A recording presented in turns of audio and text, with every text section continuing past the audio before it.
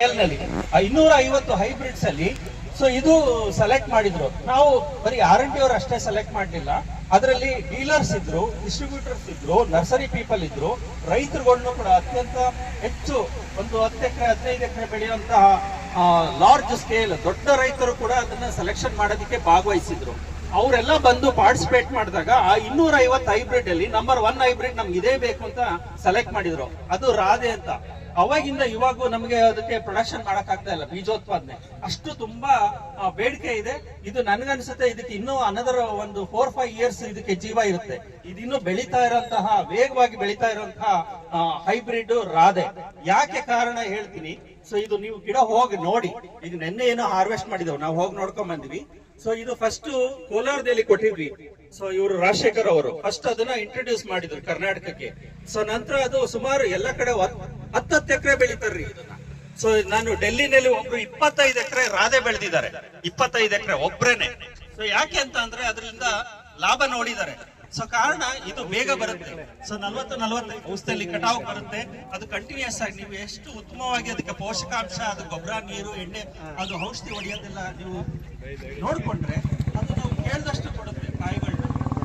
ಕಾಯಿ ಹೂವು ಉದುರೋದಿಲ್ಲ. ಕಲರ್ ಕೂಡ ಮಾರ್ಕೆಟ್ ಅಲ್ಲಿ ಇಷ್ಟಪಡ್ತಾರೆ. ತುಂಬಾ ಲೈಟ್ ಗ್ರೀನ್ ಇರೋದಿಲ್ಲ, ಡಾರ್ಕ್ ಗ್ರೀನ್ ನಮಗೆ ಬೇಕಾದಂತದ್ದು. ಕನಿಷ್ಠ ಅರೌಂಡ್ 80 to 22 ಸೆಂಟಿಮೀಟರ್ಸ್ ಉದ್ದ ಇದೆ. ಅಗಲವಾಗಿ 4-4.5 ಸೆಂಟಿಮೀಟರ್ ಗರ್ತು ಡಯಾಮೀಟರ್ ಇದೆ. ಕ್ರಿಸ್ಪಿ ಇದೆ. ಇದನ್ನ ಕಟ್ ಮಾಡಿದ್ರೆ ಒಳಗಡೆ ಅದ್ರದ್ದು ಹ್ಯಾಲೋನೆಸ್ ಅಂತ ಹೇಳ್ತಾರೆ, ಅದ್ರದ್ದು ಏನಂತಾರೆ, ಗ್ಯಾಪ್ ಇರೋದಿಲ್ಲ.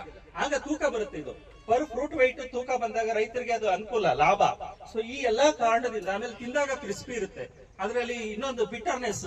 ಮೊದ್ಲೆಲ್ಲ ನಾವು ಈ ಕಡೆ ಕತ್ತರಿಸ್ಬಿಟ್ಟು ಅದನ್ನೆಲ್ಲ ಇದನ್ನ ತೆಗಿತಾ ಇದ್ವಿ, ಏನದು ವಿಷ ಇರುತ್ತಾ ಇತ್ತದು, ಕಹಿ ಬರೋದು. ಅದು ಎಲ್ಲ ಇಲ್ಲ, ಇದರಲ್ಲಿ ಕಹಿ ಇರೋದಿಲ್ಲ, ಬಿಟರ್ನೆಸ್ ಇರೋದಿಲ್ಲ.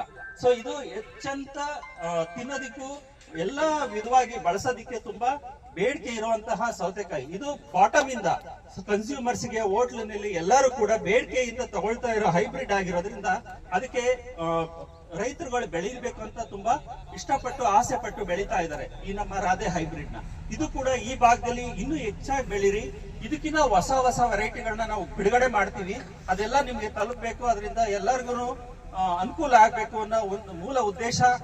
ದಯವಿಟ್ಟು ಉತ್ತಮ ಗುಣಮಟ್ಟದ ಕಂಪನಿಯ ಉತ್ತಮ ಗುಣಮಟ್ಟದ ಬೀಜಗಳನ್ನೇ ಬೆಳೆಸಿ, ತುಂಬಾನೇ ಅನುಕೂಲ ಆಗುತ್ತೆ. ಒಂದು ಕಂಟಿನ್ಯೂಸ್ ಆಗಿ ನೀವು ಎಲ್ಲ ಬೇರೆ ಬೇರೆ ವೆರೈಟಿಗಳನ್ನ ನೀವು ಬೆಳೀತಾ ಬಂದಾಗ ಒಂದೇ ಬೆಳಿಬೇಡಿ. ನೀವು ಟೊಮ್ಯಾಟೊ, ಮೆಣಸಿನ್ಕಾಯಿ, ಹಸಿರು ಮೆಣಸಿನ್ಕಾಯಿ, ಚೆಂಡು ಹೂವ, ಬಾಟ್ಲು ಗಾರ್ಡ್, ಮತ್ತೆ ಬಿಟ್ರಗಾರ್ಡ್, ಹಾಗಲಕಾಯಿ, ಸೋರೆಕಾಯಿ. ಈಗೆಲ್ಲ ರೈತರುಗಳದ್ದು ಬದಲಾವಣೆಗಳಾಗ್ತಾ ಇದೆ. ಒಂದೇ ಬೆಳೆಯಿಂದ ಒಂದೇ ರೇಟ್ ಇರೋದಿಲ್ಲ. ನೀವು ಬದಲಾವಣೆಗಳನ್ನ ಒಂದು 2 ಎಕರೆ ಇದ್ದಾಗ ಸ್ವಲ್ಪ ಸ್ಪ್ಲಿಟ್ ಮಾಡ್ಕೊಳ್ಳಿ. ಅವಾಗ ಒಂದರಲ್ಲಿ ಲಾಸ್ ಆದ್ರೂ ಒಂದರಲ್ಲಿ ಗೇನ್ ಆಗುತ್ತೆ. ಅವರೇಜ್ ಸ್ವಲ್ಪ ಲಾಭದಲ್ಲಿ ಇರ್ತೀವಿ.